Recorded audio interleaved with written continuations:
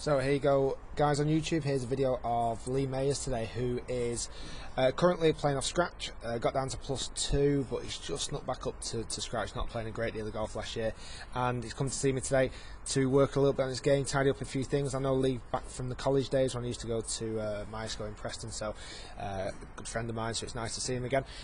Travel all the way from Blackpool to come and see me today, so we're going to work.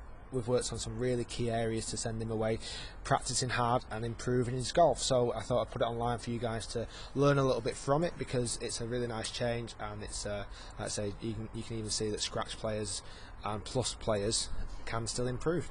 So we've got here on screen at the moment a couple of setup positions from Lee's first setup, which is on the left, and his newer setup on the right. And we just noticed a couple of little subtle differences. First off, what was happening is, from Lee from previous kind of sessions of lessons with elsewhere, he's started to straighten his right arm a little bit too much and soften his left arm. It's a theory that's been used not to its full extent really. So what we've worked on today is actually straightening his left arm again and making his forearms kind of level with each other. Now you can't obviously see it on this screen because it's not three-dimensional, but I might show it from down the line in a minute so we can see the difference.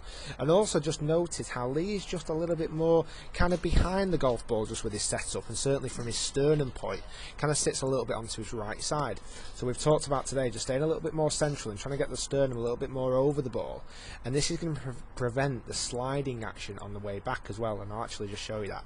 So on the before swing on this left hand side, what we notice now is that if you notice the Titleist hat that he's wearing, watch how as we move away from the golf ball, that Titleist hat starts to kind of separate away. The letters on the Titleist start to move away, and that's quite an inconsistent movement because we've got to try and get back in the same position again.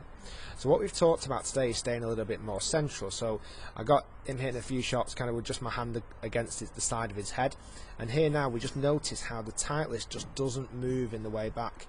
It drops a fraction, but it certainly doesn't move laterally to the right, which is much better.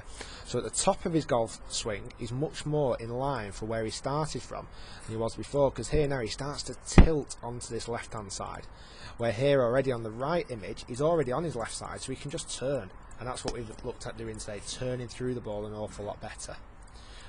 So that's it from the front on view. Let's say we're hitting 7 irons there. Now we just noticed a follow through here as well. We've shaved off the follow through a little bit, and I'll just show you why that is in a moment. So if we go back to the original iron swing and the new and improved iron swing, what we notice is a couple of things from this view, and this is where I said about the forearms being level.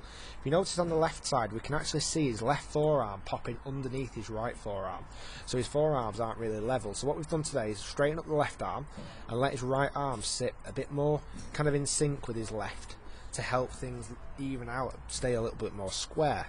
We also notice a couple of things where his stance is very closed, and therefore as Lee comes into the shot, he kind of closes the face here just by this bowing of the wrist, which is not a horrendous move. Dustin Johnson does this move, so it can't be too bad.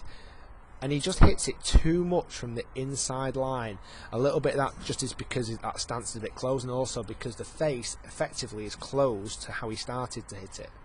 So what we've worked on today is neutralising everything out a little bit. We've stuck with the bowing of the wrist. We're not going to touch that at all just yet. And from the top of the swing, we talked about swinging a little bit more left to neutralise his swing playing out a little bit, to get him swinging what feels to him like he's almost cutting across the golf ball, sawing off that follow through a bit like Zach Johnson, in a way of him not even being able to control the face a little bit more, instead of kind of ripping it round his neck as you see on this left hand side. We also worked quite nicely on these elements with the big stick as well.